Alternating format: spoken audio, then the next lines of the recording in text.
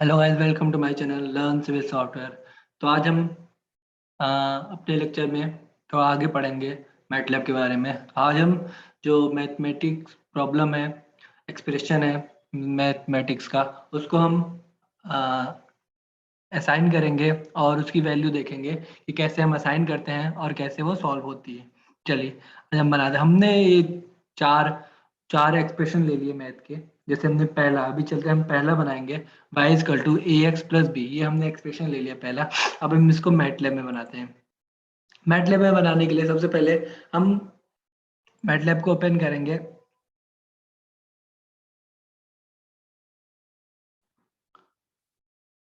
सबसे पहले हम पहला एक्सप्रेशन ले लेंगे।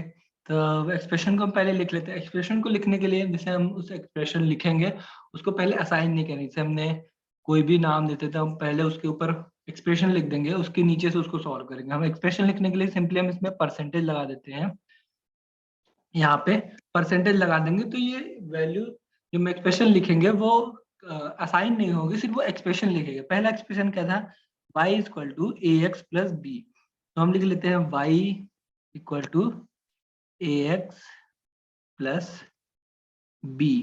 हम इंटर कर देंगे। देखिए ये कोई असाइन नहीं हुई, ना तो वर्क स्पेस में सेव हुई, सिर्फ ये कमांड विंडो में हमने एक अपने जनरल के लिए हमने यहाँ पे इसको लिख लिया। परसेंटेज में परसेंटेज लिखेंगे तो असाइन ही नहीं होगी। हम सिंपली दे लिख लेते हैं a equal to 1 equal to b equal to 2,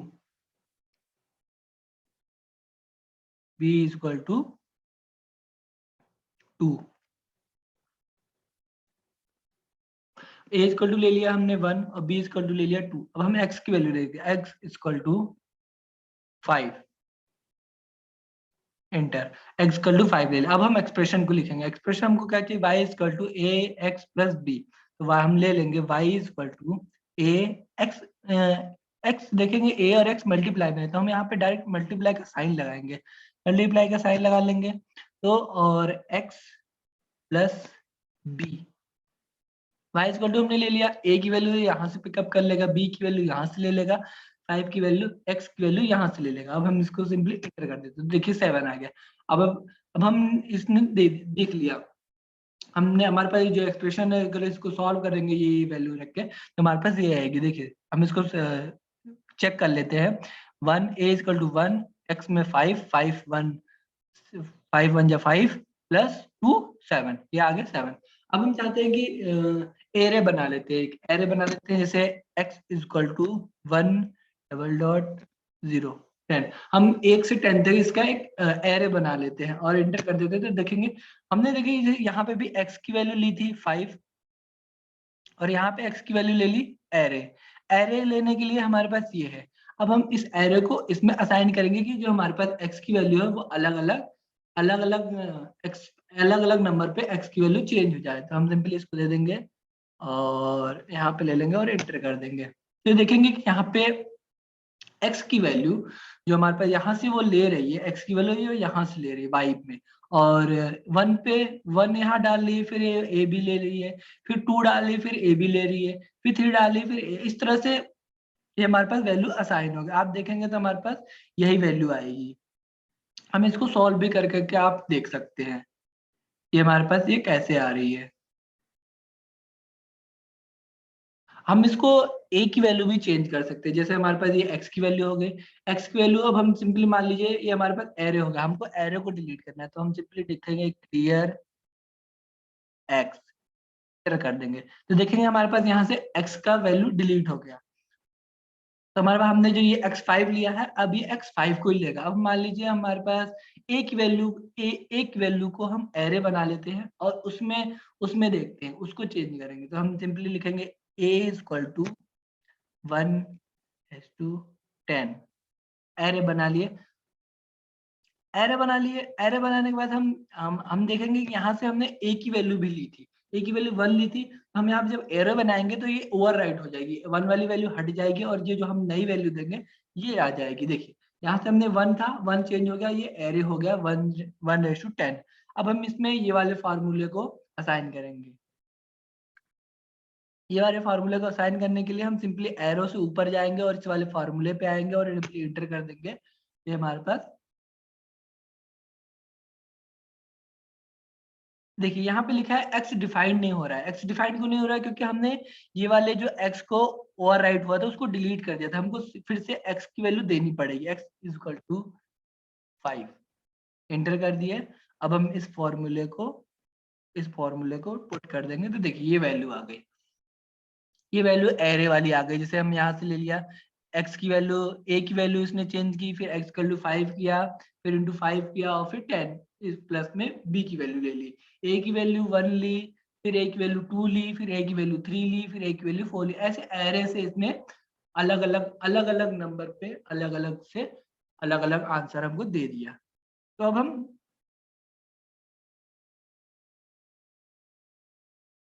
हम पहला एक्सप्रेशन हो गया। अब हम दूसरे एक्सप्रेशन को करेंगे। हमारे पास दूसरा एक्सप्रेशन क्या है? y1 equal to ax power में 2 प्लस bx प्लस, ये हमारे पास 3 वेरिएबल है। तो हम सिंपली इसको क्लियर कर देते हैं। क्लियर कर दिए और कमांड विंडो को क्लियर कर दिए, वर्क स्पेस को क्लियर कर दिए। अब हमारे पास एक्सप्रेशन लिख लेते हैं। एक्सप्रेशन लिखने के लिए क्या, percentage y equal to ax power में 2 plus b plus B X plus C. देखते हैं हमारे पास एक्सप्रेशन यही है, A X power 2 plus B X plus C. देखिए हमने अब एक्सप्रेशन लिख लिया। अब हम इसको एंटर कर देंगे। अब हम इसमें वैल्यू देंगे क्योंकि हमारे पास 3 है, तो हम simply A equal to 1, B equal to 2, C equal to 3। ये हमारे पास तीनों वेरिएबल ले लिए। तीनों वेरिएबल ले लिया। अब हम x की वैल्यू दे देंगे, x इक्वल टू, एंटर कर दिया, x की वैल्यू भी ले ली। अब हम इस फॉर्मूले को असाइन करेंगे, y equal to A X, A multiply X plus B multiply X plus C. Enter कर दिया। देखिए हमारे पास तीनों वैल्यू जोड़ के आ गई। आप इसको देख लीजिए, एक्स इक्वल टू 2, 2 इंटू 2 4, 4 1, 4 1 जा 4, बी में 2 2 4, 4 4 8 और ये 3, 4 4 8 और 3 कितना हुआ? 11 हो गया। हमने ये कर लिया। ये हमारे पास दूसरी एक्सप्रेशन है। सिंपली अगर हमको जैसे ए की वैल्यू में एरे लगा के करना है तो हम सिंपली ए की वैल्यू चेंज कर देंगे। A equal to 1 double dot 10 enter कर दिया, एरे बन गया, ए की वैल्यू चेंज हो गया। हम सिंपली इस फॉर्मूले को फिर से ले आएंगे और एंटर कर देंगे तो देखिए ये हमारे पास अलग अलग वैल्यू पे अलग अलग ए की वैल्यू पे अलग अलग आंसर आ गए। ठीक है, जैसे हमने ए की वैल्यू को एरे बनाया है। ठीक है, अब हम मान लीजिए हमको चाहिए कि एक्स की वैल्यू को एरे बनाए। एक्स की वैल्यू को एरे कैसे बनाएंगे? हम सबसे पहले ये ए की वैल्यू को डिलीट कर लेते हैं जो पुरानी वाली है। तो हम क्लियर कर देते हैं ए की वैल्यू, क्योंकि वो भी एक्सप्रेशन वो एरे में है तो हम ए की वैल्यू को डिलीट कर देते हैं। ए की वैल्यू को डिलीट कर दिया, हम सिंपली फिर से ए की वैल्यू दे देंगे। ए इक्वल टू, हम सबसे पहले कितना दिए थे? 1 1 एंटर, ए की वैल्यू 1 आ गई।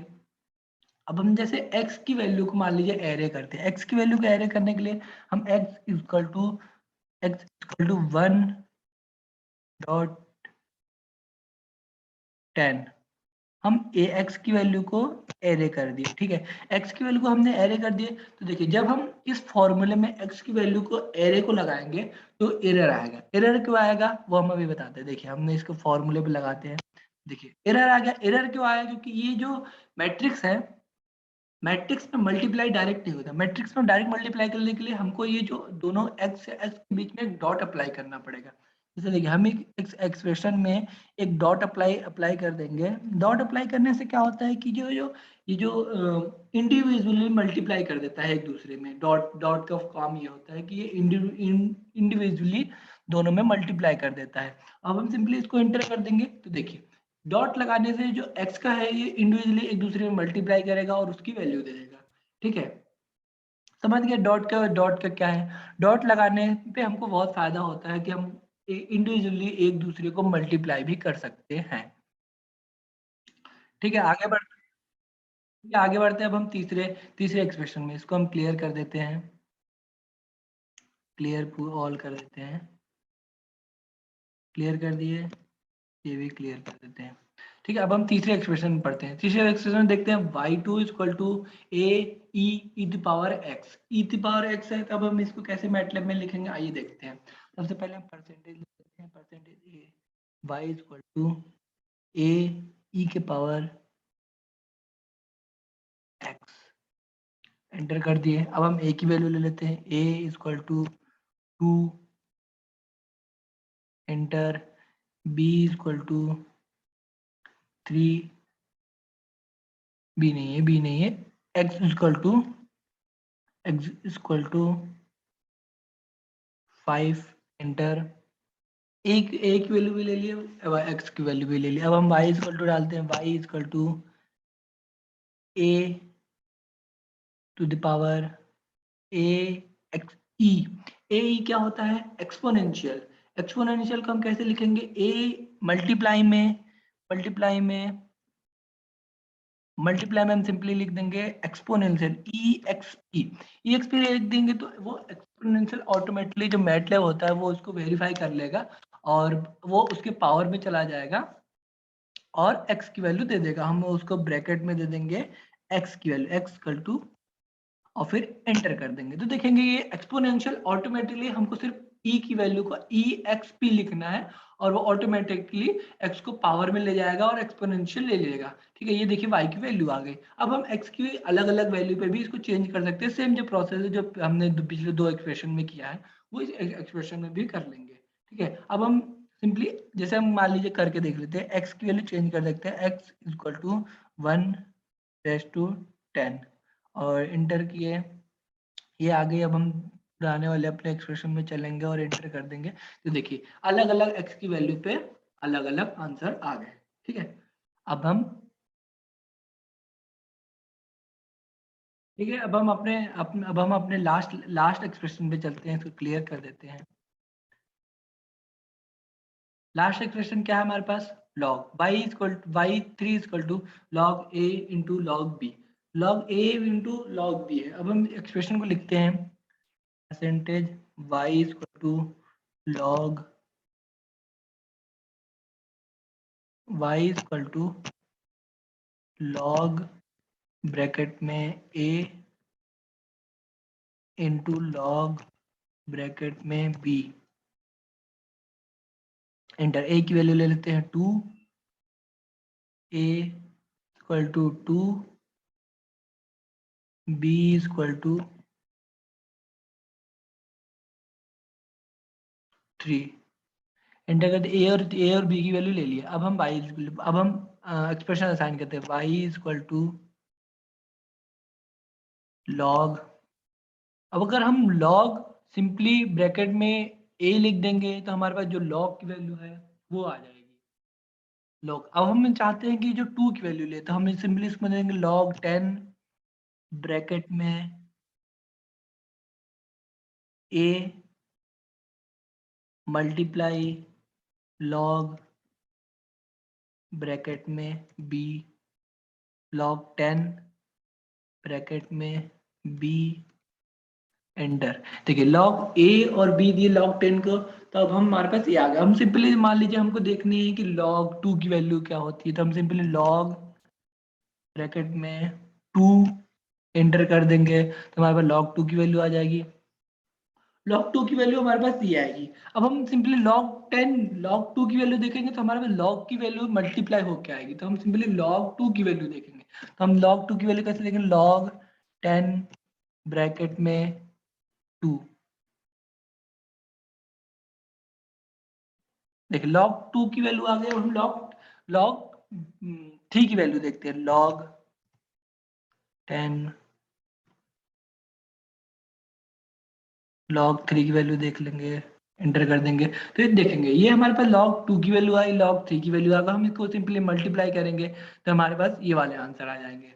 ठीक है, आप इसको मल्टीप्लाई करके चेक भी कर सकते हैं कि हमारे पास ये दोनों वैल्यू को मल्टीप्लाई करने के बाद इतना आता है कि नहीं आता। ठीक है, तो आज के लिए बस इतना ही। अब हम अपने आगे आने वाले लेक्चर में इससे और थोड़ा आगे पढ़ेंगे। ठीक है, थैंक यू गाइस। वीडियो अच्छी लगी तो लाइक शेयर एंड सब्सक्राइब जरूर करें।